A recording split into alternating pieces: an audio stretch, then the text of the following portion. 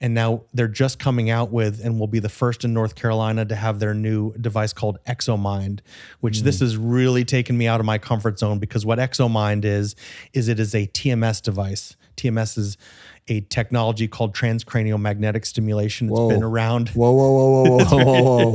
Can you say that again, just slower? Yes, sir. I so do talk TMS fast. means what now? Transcranial magnetic stimulation. Wow. And that is a treatment that has been around for decades, well established, FDA approved, and it is known, very well approved to treat treatment resistant depression, OCD, PTSD, smoking cessation, but it's not been super available, partly because the implementation of these devices has been kind of clunky. It's been cumbersome.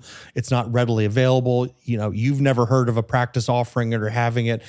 Typically it's in the purview of psychiatry, and they sort of kind of use it as an adjunctive treatment for other mental health conditions. But the thing is, if it can improve mental health conditions, it can also improve things for wellness. Welcome to For the Record, a Wayne County Chamber of Commerce podcast, where real conversations meet real impact. We dive into the stories, insights, and experiences that shape our world, bringing you expert voices, thought-provoking discussions, and a fresh perspective on the topics that matter most.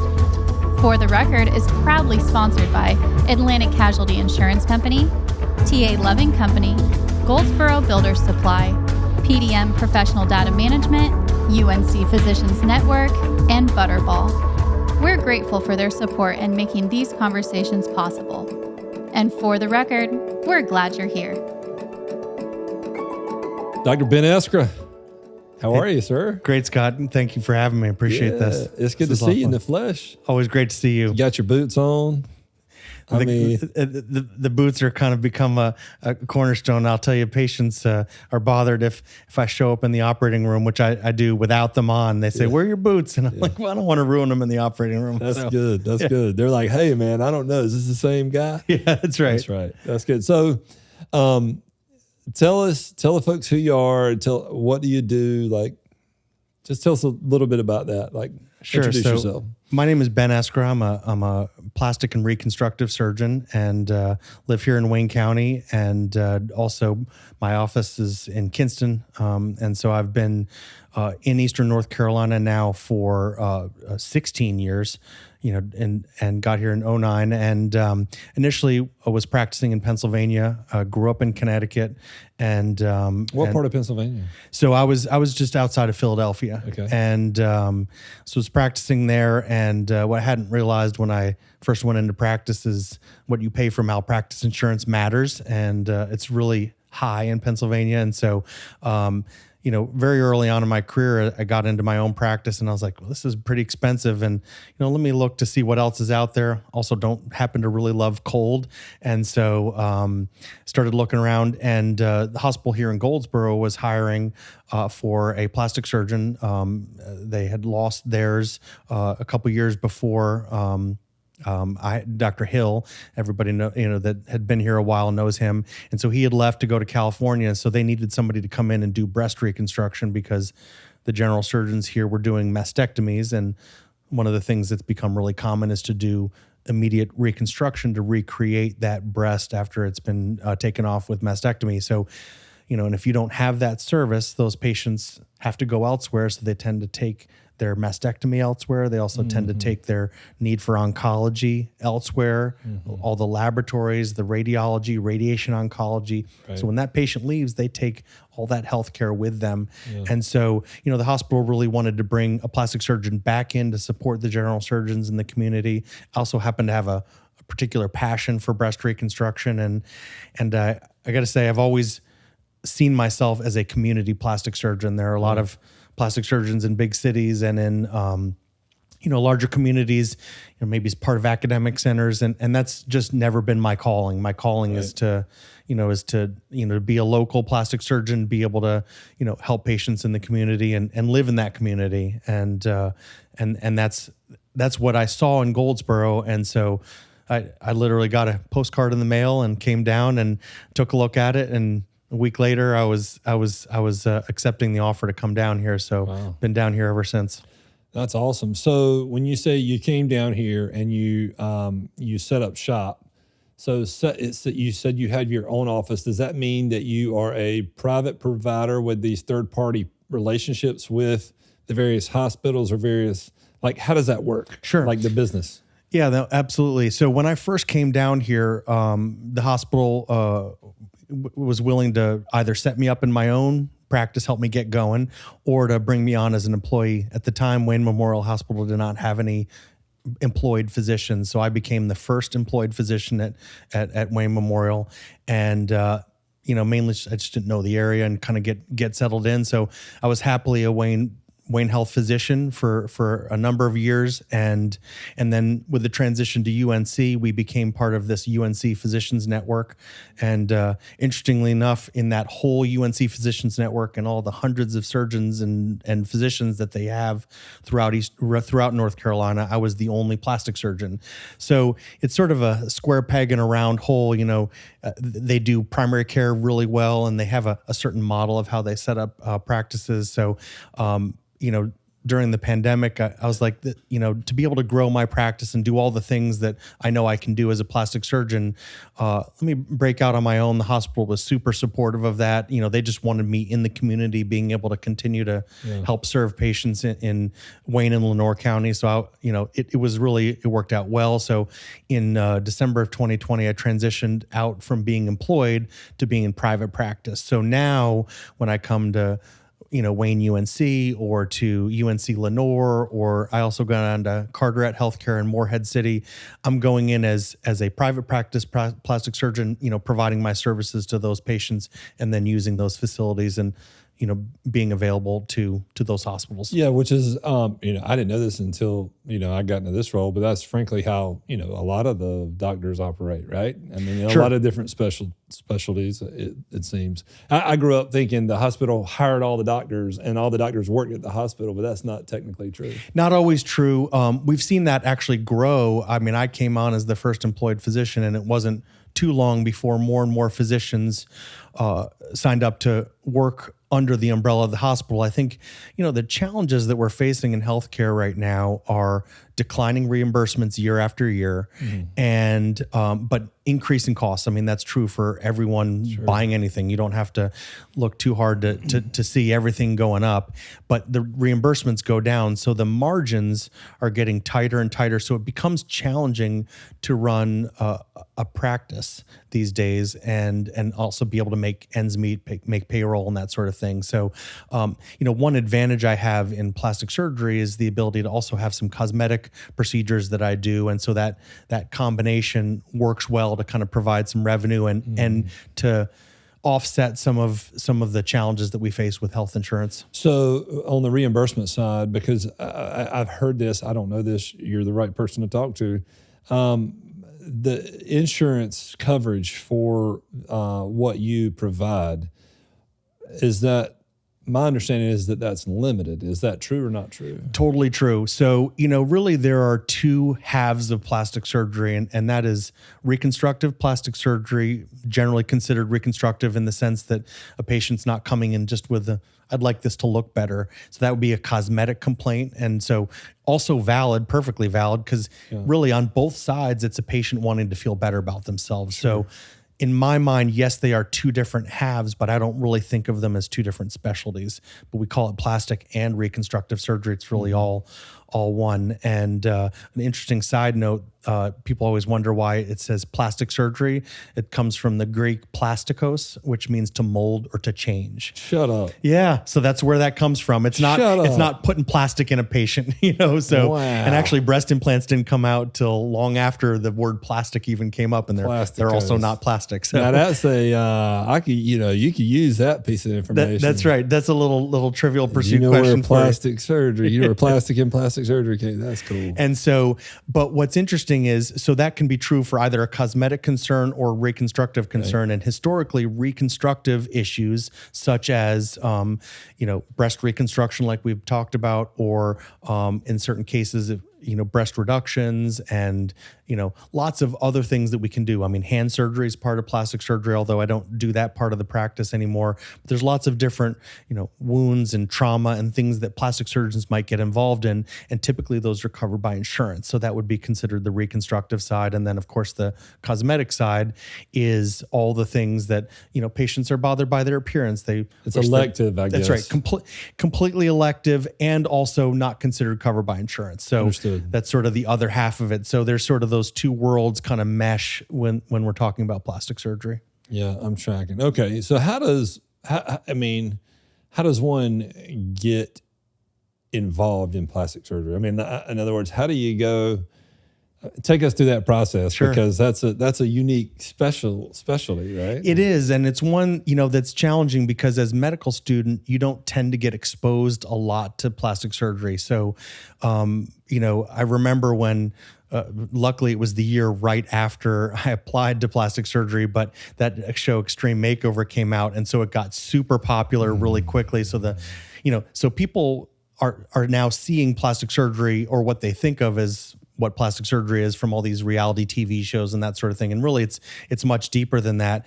And so, but the challenge is, as a medical student, you don't tend to get exposed to that. So, I didn't even really give it a lot of serious thought, honestly, because I probably thought of it like a lot of people did. You make breasts bigger, you do facelifts or whatever, that's plastic surgery. And, some of that's really interesting now to me, but, it didn't call me at the time.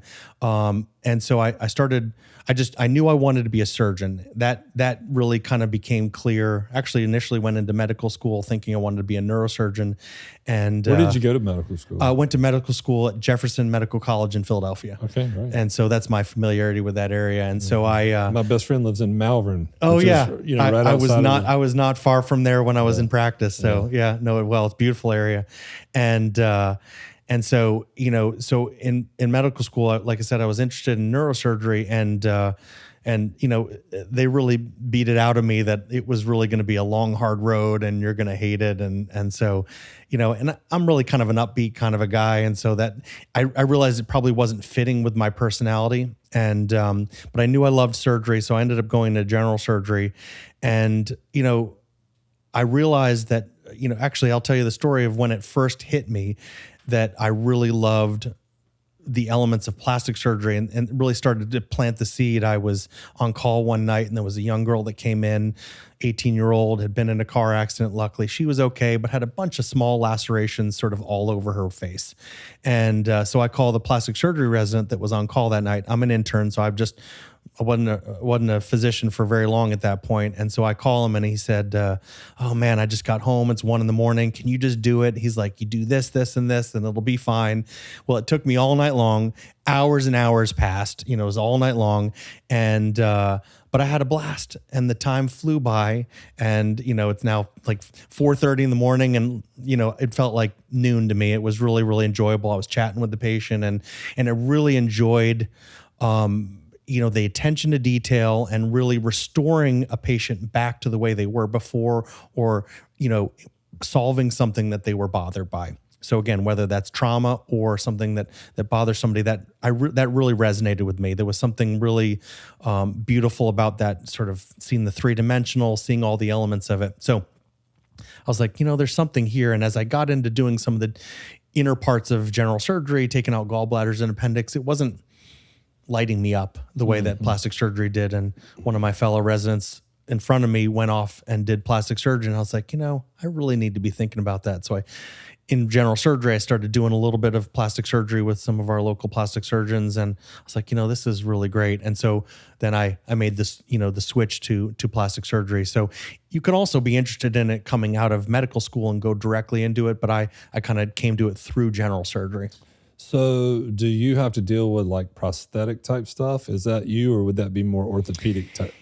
Actually, typically a lot of times it's physiatry. So orthopedics might be involved in that. So physical medicine and rehabilitation very often gets involved in prosthetics. So now plastic surgeons might sometimes get involved with it with facial trauma, but usually we're going to get a prosthetist to kind of build some of that. But but certainly prosthetics, for facial reconstruction, facial reconstruction, or if we happen to be involved in sort of limb loss or something like that, of course we'll send them to a prosthetist. But Gotcha.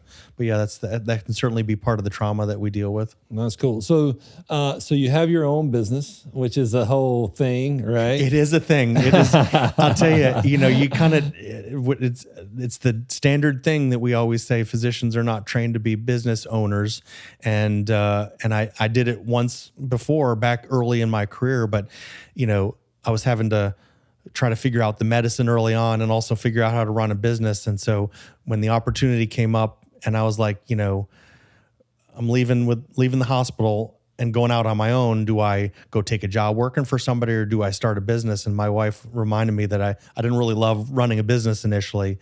And but I realized at the point in the stage of career where I had a different sense as to, I handled the medicine part. I could figure that out. And I really had a lot of things that I wanted to do. And I had a vision for where I wanted to take my practice. And I knew it was going to be unique to me and unique to this community and the patients I'm here to serve. And I've just fallen in love with Eastern North Carolina and fallen in love with being a community plastic surgeon. And I knew that the only way I could have that vision come to fruition would be to be on my own and be running my own practice. So what is unique about your business? I mean, other than you're the only plastic surgeon I know, I mean, what there is something unique about it. So take us through that. Yeah. So I really love the very individualized aspect of what I do as a plastic surgeon. I never see two of the same patient. So, you might take out the same gallbladder over and over again, or, replace the same kind of knee over and over again.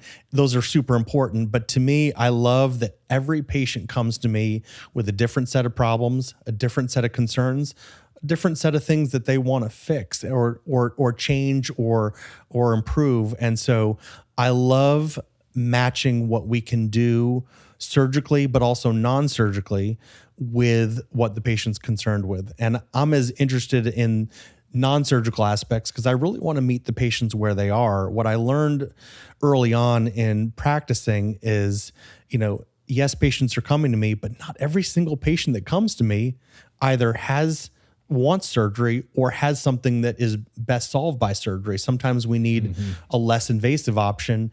And I've never met a patient that said, your less invasive option, that doesn't sound great. I'd rather just have surgery. Yeah, of course. We don't typically see that, right? Sure. So, and I will say that actually the lion's share of patients would love something that has limited downtime, easy recovery, maybe not a very painful or pain-free procedure and able to get right back to things. And they're willing to take the trade-off of maybe not as dramatic of a result for something that is not disruptive to their life. So what other services are offered besides, the surgery? Yeah. So in terms of surgery, I specialize in breast and body surgery, both the reconstructive and the cosmetic that we talked about. But I also have a wide range, and it's growing, of non-invasive options.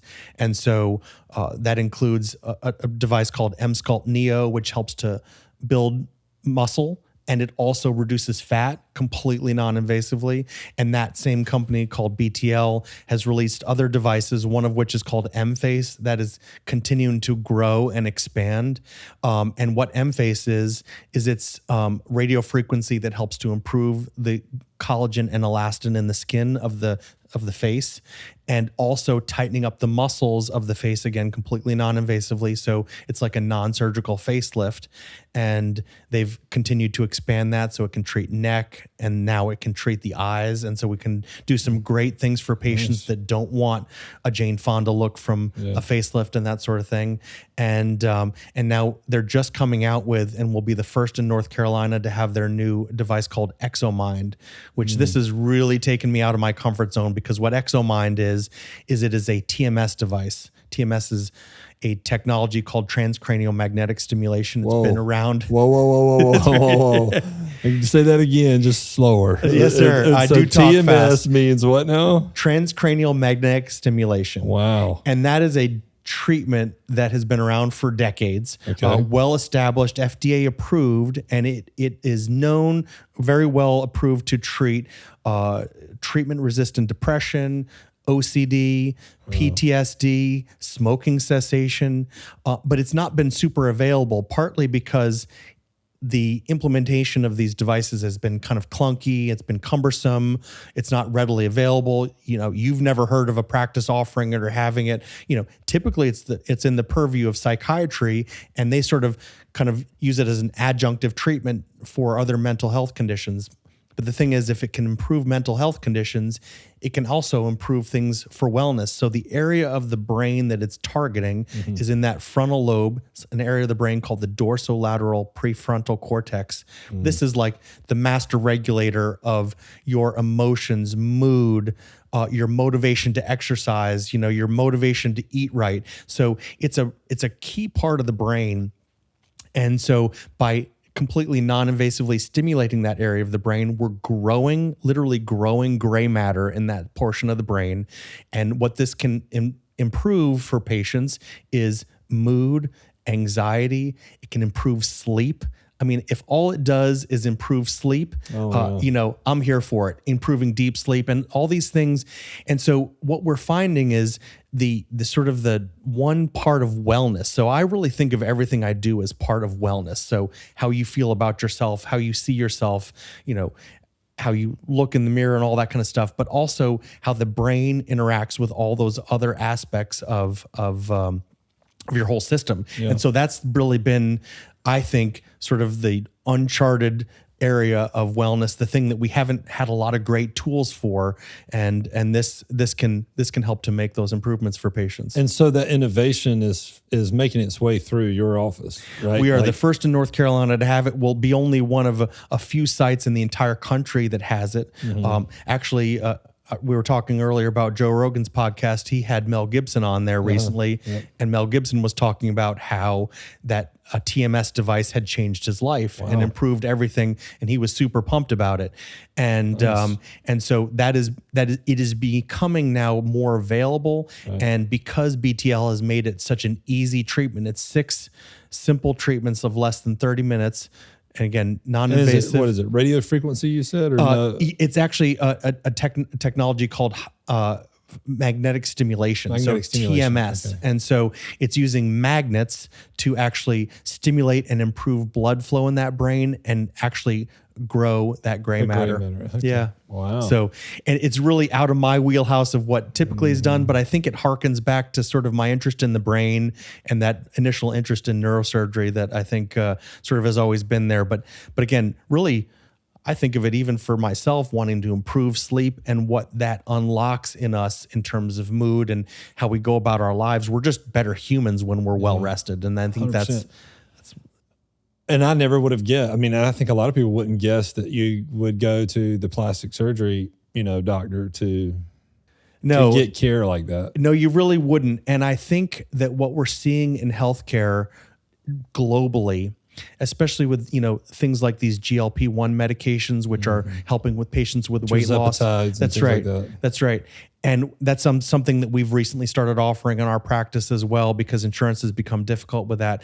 But it's really, wellness is becoming a hot topic for everyone. Everyone is starting to take charge. I'm seeing it in a much different way. And we're seeing a shift of medicine, in my opinion, and this is the one I want to be a part of, a shift of medicine from let's fix a problem to how do we be proactive? I mean, we still need that medicine 2.0, but alongside of that, we want to be thinking about prevention and how do we be the most optimal humans we can be. Yeah. And to me, that means treating every aspect of the individual. Yeah, because the GLP-1 stuff and the tirzepatide stuff is like, I mean, I'm a diabetic, so I'm familiar, with that whole, range. And the work, as I understand, the work that's being done with some of that stuff, which I'm sure you see a lot of these patients now, but what they're discovering through these trials, is not just are they really, I mean, in a magical way affecting diabetes, but they are finding huge effects around things like addiction. 100%. And it's like, I don't understand that, but I really think this all goes back to the master regulator in the brain. It's not well understood. You're not alone in not understanding it. It's not well understood how it's doing that. But I really think it goes back to that area of the brain that we were talking about with ExoMind. And so one of the challenges, though, that we see with GLP-1s is patients get their weight that they want to be. And if they're non-diabetic, they don't necessarily need to stay on those medications. However, to maintain some of that weight loss, a lot of people find that they do need to stay on even a low dose of that medicine. So that's great.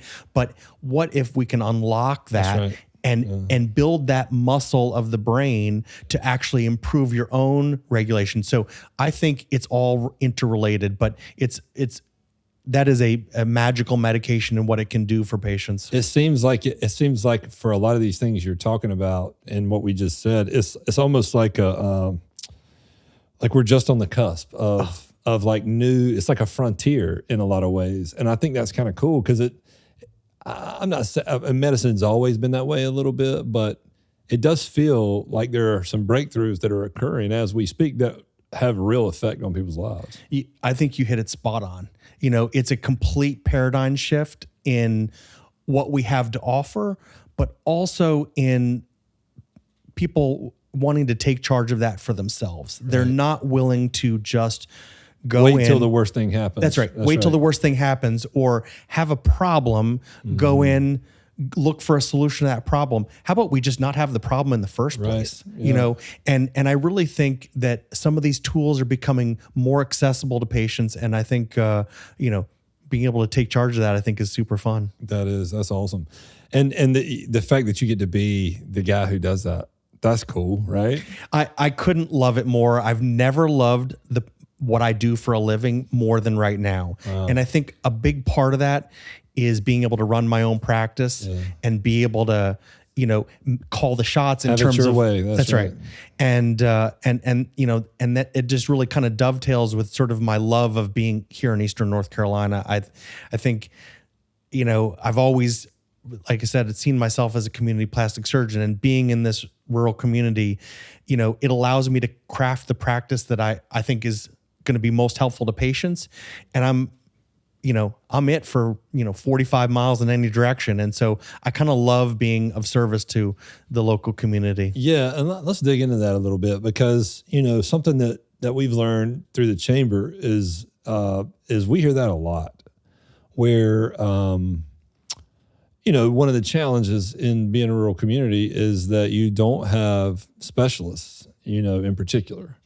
And it's hard to recruit talent to come to, and I think that like with the UNC Physicians Network in a lot of ways, and the work of the hospital and some others, there's been some real progress in recruitment, but it's still hard. You're not competing just against Raleigh or Greenville. You're competing against, Seattle or New York City or, wherever.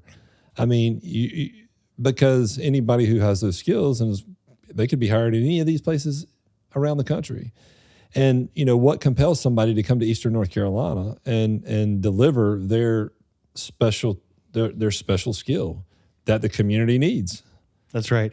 I think that is, it's one of those things where I've sort of figured that out as I've gone, and I've been a big city plastic surgeon. Right. And I'll tell you, I think that surgeons think that's the, like a lot of doctors think, that's the pinnacle, right? You're in the big city. You're going to be the one that everybody comes to. And yeah, I could probably make more money in a big city, but it's not about the money for me. It's about being of service to patients. Yeah. And one of the things I realized when I was in a big city is like, well, by the time they got to me, they probably passed a lot of other doctors. And, there's plenty of people to take care of those patients. Right. So am I needed? Probably. But, am I needed here? For sure. Right. Yeah. I never question that. Right. You never wake up and wonder if what you're doing today matters. Ever. And what a huge gift that is as a human. I couldn't agree more. That's it right there. If you realize, there's literally no question when I wake up that like, I've got to go. Like I am needed. Right. And if I don't do it, there is no one else to do it. But what a gift. Yeah. That you're that useful in the world. I'm grateful for it every single day. That's cool. And I wonder if, because it seemed like, in the maybe old days. I don't know what the old days were, but that just existed, because people didn't travel that far away from where they were. They learned whatever they learned, and then they kind of delivered that thing in roughly their home area. Sure. Or what have you. And so it seemed like, the areas wherever they might be would have someone to deliver XYZ. And then as the country changed and communities changed, you had urbanization. And just like with a lot of things, your talent just started to just drift right out of your rural communities.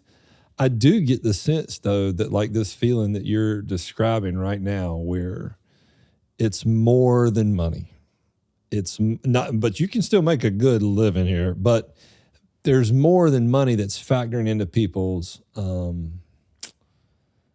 life, their career, that they want what makes up their quality of life is just, or creates meaning for them is just more than the bottom line. And if it isn't, you burn out. You have to have purpose for why you get up every day. Yeah. And if you see that purpose, I think, there's just nothing better. And I think that's what a lot of people in healthcare are missing is purpose. And I think in a community setting, if you don't realize you have a purpose, you just need to wake up and be grateful for what you have, because it's yes, there has been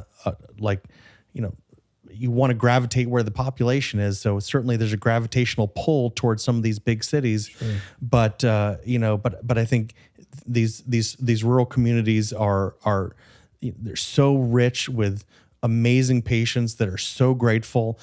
When I was in a big city, I didn't feel the gratitude. Not that I need to hear that all the time, right, sure. But I have patients crying in my office with gratitude for what I've done. I mean, that's rich. Yeah. I mean, that is wealthy beyond belief. So That's right. Well, and to be you're a human being, and to be dialed up in that way. I mean, and you're clearly passionate about it. I mean, and I think I just think that's a blessing for you and for us. I mean, as a community, to have someone who feels that way about what they do, which means they do it as in the best possible, excellent way, most excellent way.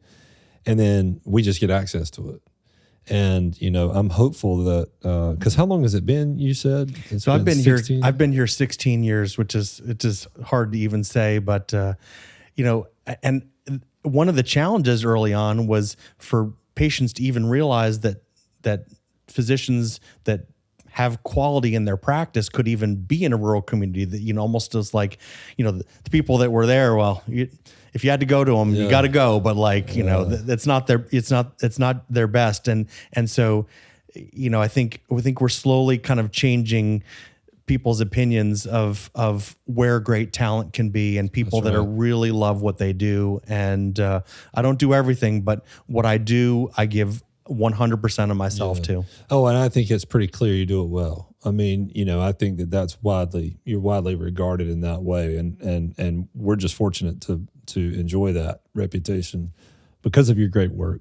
So, but a lot of people, I guess, when they think about plastic surgery, and I guess me myself, I mean, there's a lot of misconceptions. Brains usually go, especially if you're a guy, probably goes to one particular type of plastic surgery, but what are some of those misconceptions that you have experienced or know or understand, or that you wish, man, it's not that, or maybe it is that? Tell us, like, what grinds your gears, man? What gets on your nerves? What you like? Chill out. Well, and it's funny because I'll see this shift, and I'm thinking of a particular patient that had come to me, and they were really bothered by small breasts their whole life, and you think, well, that's so superficial. The thing about it is, if it's not your problem, you don't realize how much that impacts how they feel about themselves. And you also haven't seen the other side of it, is when you fix that and they feel better and they're super confident and they're a better mom for their kids, they're a better wife for their husband. And, and I've certainly, speaking of which, this particular patient I'm imagining is, and this is one of many types of this exact thing, where the husband's like, you're beautiful just the way you are. Like what that husband doesn't realize, the wife loves to hear that, but they don't realize that that's not how they see themselves. And if they can fix this for themselves, again, they're a better version of themselves. And so I think there's this misconception that like TV will do it to us and, all this, that's like, celebrities and like, addicted to plastic surgery. I don't see that here. I don't see this, people with this body dysmorphia are stuck, just like always doing plastic surgery.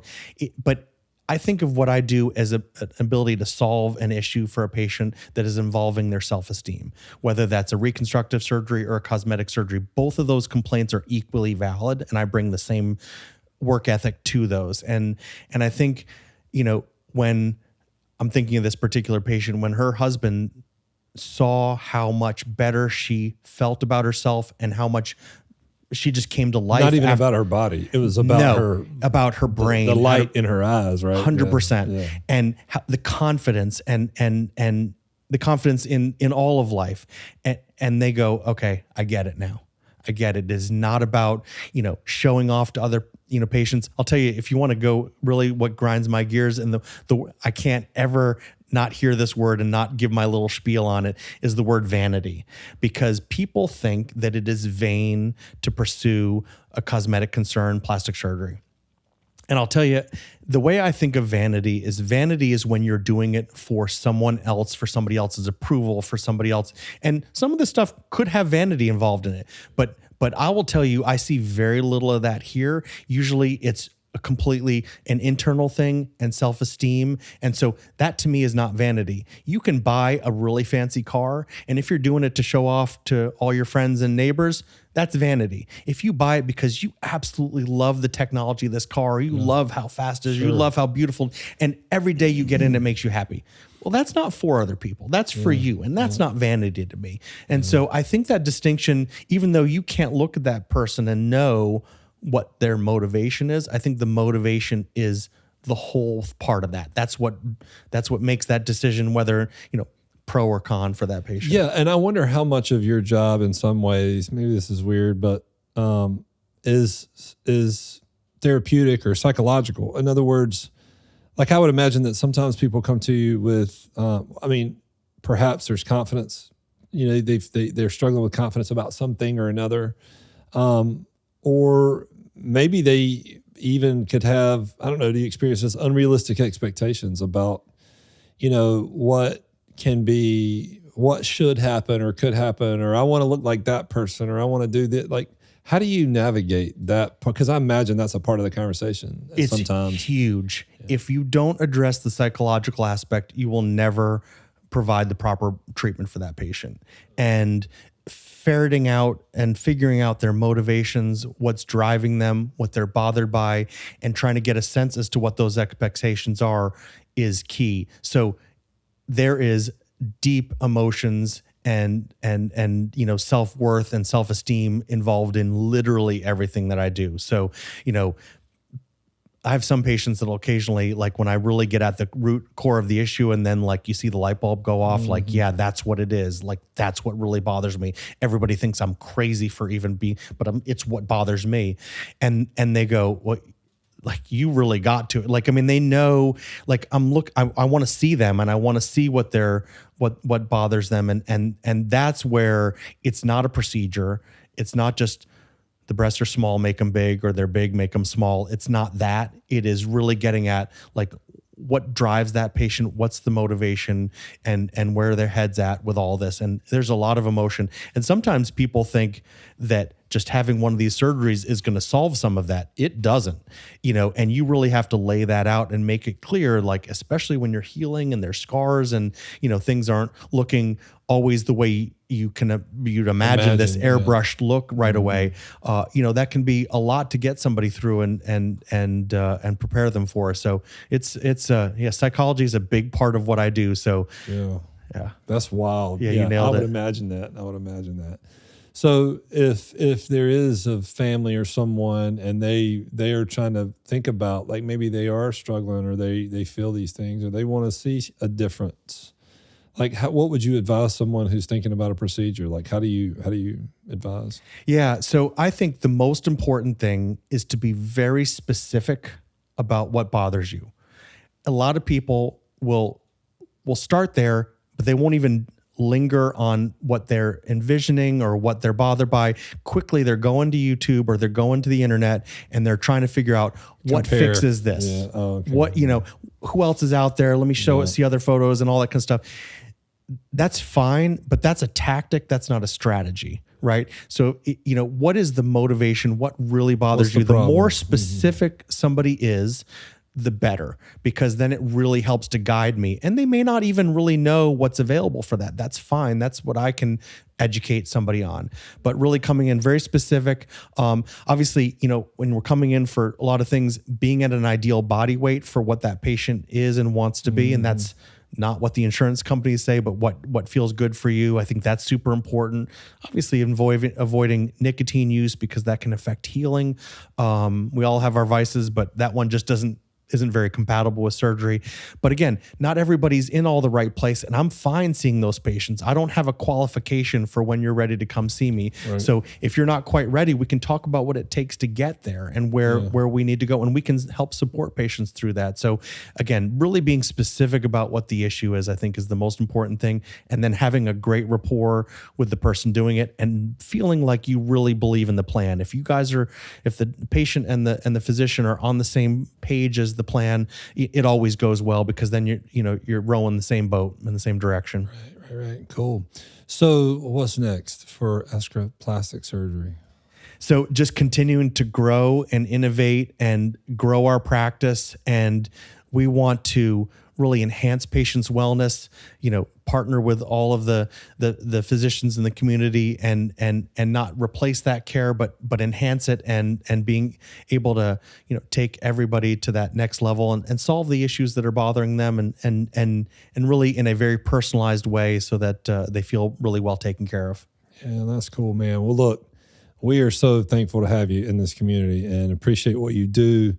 And glad you stuck around. Glad you came, you decided to stay and plant roots and just be excellent here. It's such a huge service and maybe misunderstood from time to time, but I bet it's not misunderstood or lost on the people that you've affected. And I'm sure that's got to be very rewarding. It is. The rewards are beyond anything that you could ever have imagined kind of getting into this. So I feel very, very blessed to do what I do and blessed to be a part of this community, which I love. Yeah, well, that's awesome. Well, thank you so much for what you do, and thank you for being here with us. Thanks, Scott. This is a lot of fun. Yeah.